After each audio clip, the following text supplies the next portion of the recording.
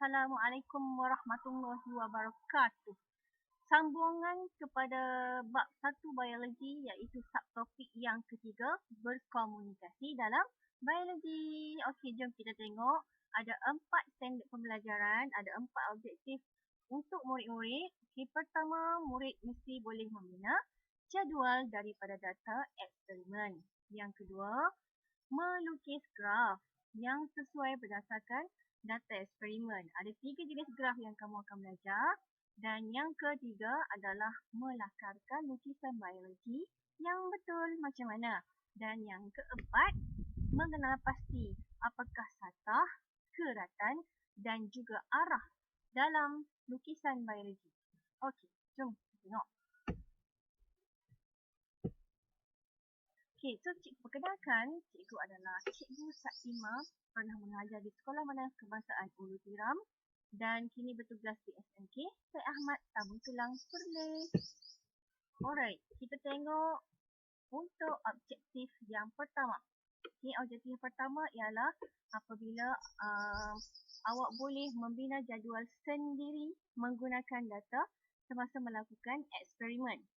Okey, laju contohnya kalau eksperimen kesan suhu yang berlainan terhadap isi padu oksigen yang dibebaskan oleh tumbuhan air. Jadi sebenarnya kalau dalam soalan, kalau dalam soalan, tajuk soalan, eksperimen dia cakap kesan suhu berlainan. Jadi kat sini dah ada dah boleh ubah dimanipulasi. Suhu berlainan. Okey, dan pemboleh ubah yang bergerak balas ialah isi padu oksigen yang dibebaskan. Jadi apabila awak bina jadual, pastikan awak masukkan unit dia. Okey, ini kita tengok. Okey, ni kononnya kalau ni cikgu gariskan jadual ni. Okey, dalam jadual di sebelah kiri, lajur kiri kita akan masukkan pemboleh ubah yang dimanipulasi iaitu suhu. Dalam konsep sekarang suhu dah. Okey, suhu berapa? Berapa suhu yang kita gunakan? Okey, dan bacaan semasa kita melakukan eksperimen kita catat apa kan? Jadi itulah pemboleh ubah bergerak balas kita. Kita masukkan pada lajur sebelah kanan. Selesai. Tak nampak tupai cikgu. Okey, kita terus kepada objektif yang kedua ialah pelajar boleh membina graf. Okey, apabila kamu ingin membina graf, graf ini sebenarnya berfungsi untuk menggambarkan hubungan antara pemboleh ubah yang dimanipulasi dengan pemboleh ubah yang bergerak balas. Okey, sekejap. Sebenarnya graf ini ada 3 jenis. 3 jenis graf iaitu graf jenis garis, graf bar ataupun carta palang dan juga histogram. Okey, kita tengok dulu apakah benda umum apabila awak melukis graf.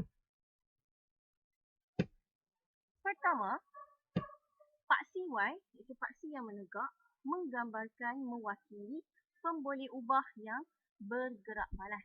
Okey, dan paksi X adalah mewakili pemboleh ubah yang kita manipulasikan. Dan pastikan apabila awak bina graf, patah balik. Apabila awak bina graf, skalanya adalah seragam pada paksinya. Letak tajuk graf. Paksi X letak tajuk, paksi Y letak tajuk dan keseluruhan tu ada tajuk. Ada 3. Paksi X, paksi Y dan skala. 4 sekarang. Okey, 4 benda umum. Okey, kita tengok graf yang pertama. Graf yang pertama ialah graf garis. Jadi graf garis, kita guna data yang tadi, yang mula-mula. Okay, cara nak bina graf garis, buat dulu paksi Y. Okay, paksi X, kemudian kita letakkan jarak yang seragam bagi setiap skala tu dan gunakan numbering yang sesuai lah. So berdasarkan kita punya suhu, pemboleh ubah manipulasi suhu tu 30 hingga 60, maka sesuai kita gunakan 10, 20, 30, macam tu. Kita yang letakkan berdasarkan record dalam jadual kita. Okay, tengok tu korang yang cikgu tulis. Kemudian cikgu tulis tajuk di hujung paksi. Okay, Nampak macam simple, tapi bila nanti cikgu suruh, awak jangan tengok-tengok orang lain dah. Kita boleh diri kita sendiri. Macam mana nak bina jadual dengan betul. Okey, untuk paksi Y ini ialah pemboleh buah bergerak balas. Kita nak letak berapa? Okay, berapa skala kita? Jadi kita tengok dalam jadual kita bermula dengan 2 dan berakhir dengan 14. Jadi kita nampak nombor genap kat situ. Sesuailah kalau kita guna 2, 4, 6, 8, 10. Tengok data dalam jadual. Macam mana kita nak senang untuk plot. Okey.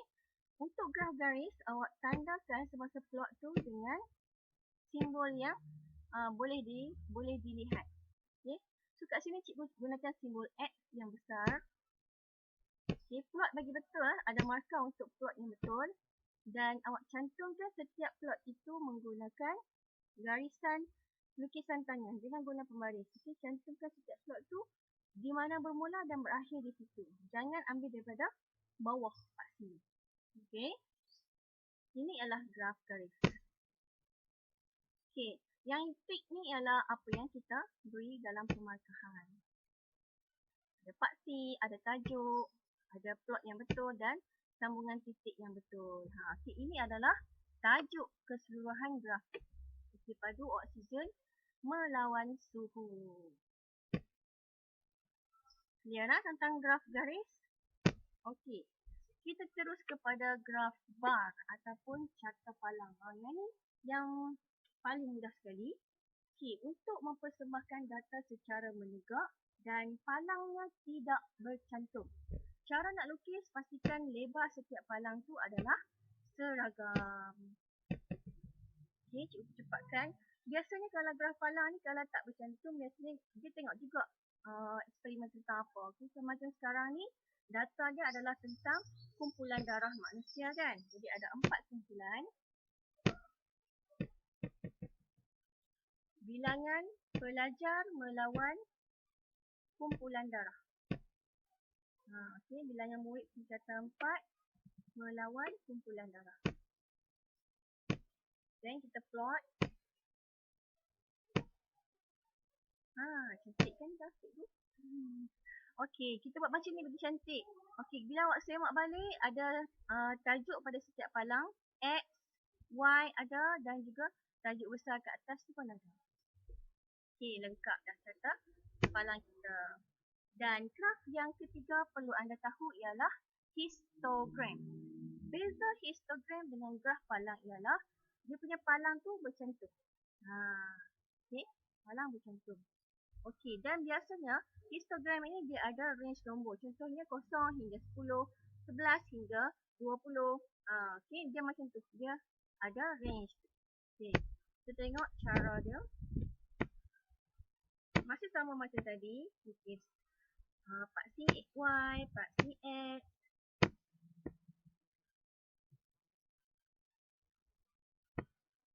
Ini contoh kalau data tu sedikit. Okey, macam tu. Boleh? Mudah je. Okey. Next, objektif kita yang ketiga. Ni objektif ketiga ialah lukisan biologi. Untuk melukis lukisan biologi yang tepat, awak perlu mematuhi ciri-ciri lukisan biologi yang tepat. Okay, pertama, lukisan itu mestilah besar dan tepatlah semestinya. Okey, untuk mendapatkan lukisan yang besar, tepat dan cantik, gunakan pensel yang pensel mata tajam lah. Ya. Okey, yang kedua, pastikan lukisan itu tidak berlorek secara artistik. Bukan macam pendidikan sini yang awak lorek sikit tak boleh. Nanti dia akan jadi garisan putus-putus. Okey, tengok yang ketiga, ciri ketiga, garisan mesti jelas, tidak putus-putus. Okey, seterusnya apabila melukis lukisan biologi, lukisan mestilah berlabel dan label itu garisan tu tak ada anak panah. Okey, dan garisan label tidak bersilang. Okey, dan pastikan ada tajuk di bawah lukisan itu. Perkara keenam, struktur. Pastikan struktur tu letak di kedudukan yang betul berdasarkan pemerhatian kita. Boleh? Okey, cuba tengok contoh yang cikgu bagi di sini. Ada 2 jenis lukisan biologi. sama ada lukisan jenis plan ataupun lukisan terperinci. So kalau lukisan plan, dia lebih kepada menggambarkan struktur luar secara kosong. Tapi tetap mempunyai label dan juga tajuk lukisan. Cara label pun awak cuba tengok cara label. Pastikan cara label yang tepat. Okey, lukisan terperinci ni pula dia lebih terperinci dan biasanya digunakan untuk menunjukkan struktur dalam sel tu. Kalau ada sel-sel kecil, ada bintik-bintik macam sitoplasma, kita akan lukis. Jadi inilah ciri-ciri biologi. Okey. Boleh?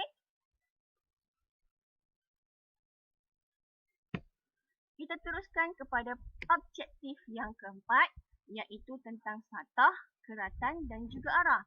Jadi sebenarnya apa tiga-tiga ni? Jadi pemerhatian bagi struktur-struktur organisma apabila awak belajar biologi, ia dilakukan berdasarkan tiga perkara ini, iaitu satah. Kalau satah macam mana kita sebut? Kalau keratan bagaimana kita lakukan? Dan kalau arah berdasarkan lukisan anatomi, kita akan labelkan arah yang macam mana. Jadi untuk satah, ada tiga satah utama yang awak perlu tahu, iaitu satah sagittal.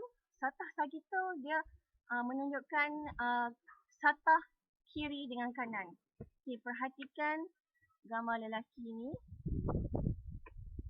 Okey, satah sagittal yang berwarna merah ni. Dia bahagikan badan orang ni kiri dengan kanan. Kalau satah frontal, front depan, belakang.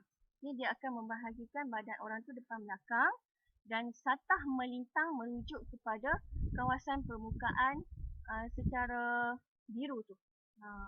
Membahagikan tubuh atas dengan bawah.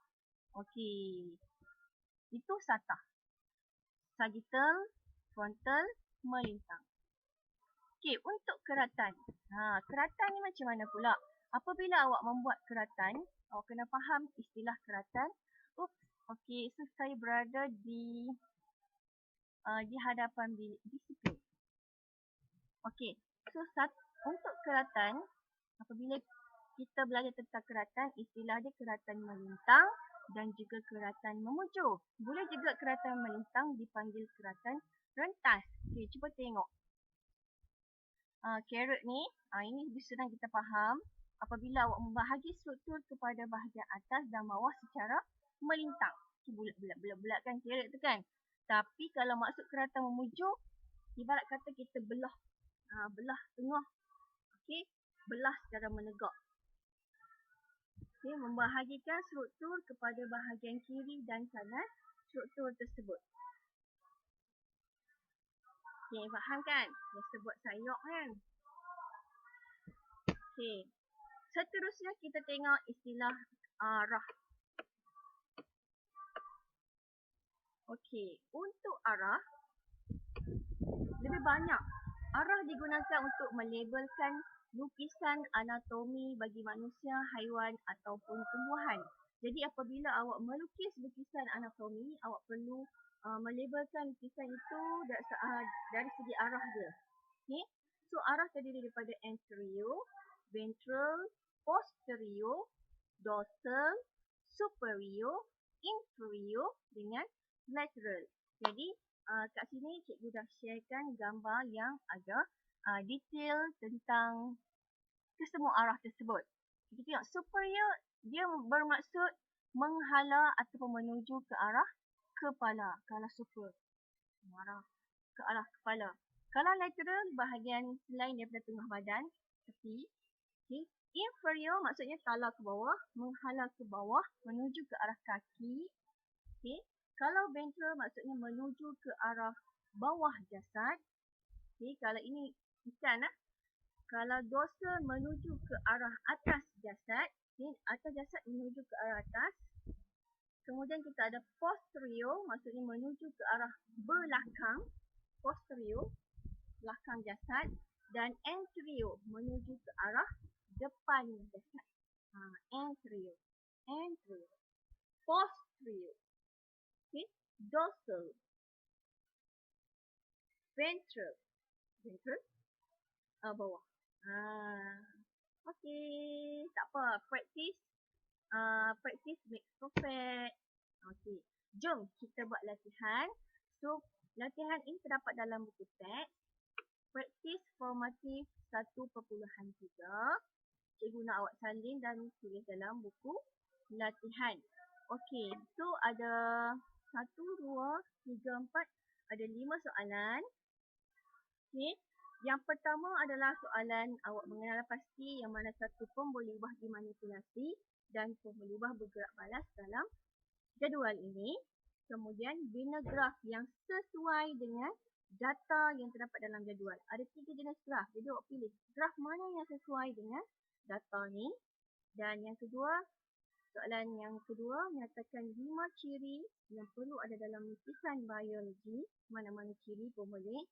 Yang ketiga, nyatakan 3 jenis satah utama. Dan yang keempat, senaraikan langkah-langkah dalam penyiasatan saintifik. Yang ini adalah, nombor 4 ni adalah bonus. Maksudnya, awak akan cari sendiri, senaraikan dalam bentuk peta alif. Okey.